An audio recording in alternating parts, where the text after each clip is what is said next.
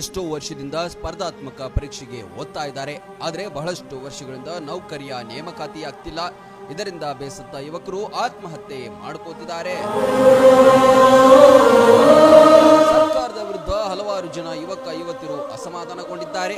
ಇದರಿಂದ ಬೇಸತ್ತು ಇತ್ತೀಚೆಗೆ ರಾಮಾಂಜನೇಯ, ಅಂಜಿನಪ್ಪ, ಪಲ್ಲವಿ ಎಂಬ ಯುವತಿ ಕೂಡ ಸಾವನ್ನಪ್ಪಿದ್ದಾರೆ.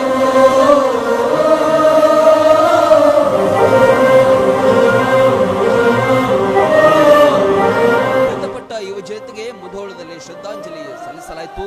ಮೊಂಬತ್ತಿ ಬೆಳಗಿ ಅವರ ಆತ್ಮಕ್ಕೆ ಶಾಂತಿ ಕೋರಿದ್ರು. ಸರ್ಕಾರದ ವಿರುದ್ಧವೂ ತೀವ್ರವಾಗಿ ಖಂಡನೆ ಮಾಡಿದ್ರು.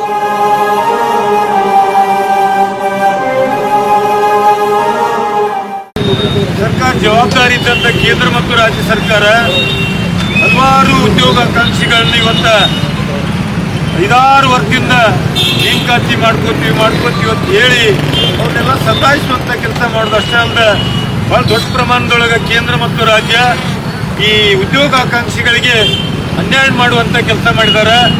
ಯಾವುದು ಕಾರಣಗಳಿಲ್ದ ಅವ್ರನ್ನ ಇಲ್ಲಿ ತನಕ ಸಹಿತ ನೇಮಕಾತಿ ಮಾಡ್ಕೊಳ್ಳಾರ್ದನ್ನ ಪಾಪ ಅವರು ಬೀದಿಗೆ ಬರುವಂತ ಪರಿಸ್ಥಿತಿ ಹಲವಾರು ಹೋರಾಟಗಳನ್ನು ಮಾಡಿದ್ರು. ಆದರೂ ಸರ್ಕಾರ ಎಚ್ಚೆತ್ತುಕೊಳ್ಳುವಂತ ಕೆಲಸ ಮಾಡಲಿಲ್ಲ.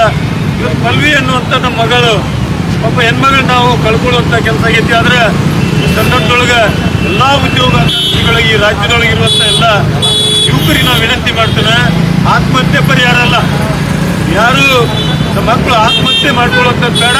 ಹಲವಾರು ಯುವಕರು, ಉದ್ಯೋಗಾಕಾಂಕ್ಷಿಗಳು ಅಲ್ಲದೆ ರೈತರು, ಹಿರಿಯರು ಕೂಡ ಶ್ರದ್ಧಾಂಜಲಿ ಸಭೆಯಲ್ಲಿ ಭಾಗಿಯಾಗಿದ್ರು. ಯುವಕರು ದುಡುಕಿನ ನಿರ್ಧಾರ ಮಾಡಬಾರ್ದು, ಧೈರ್ಯದಿಂದ ಇರಲು ತಿಳಿಸಿದರು.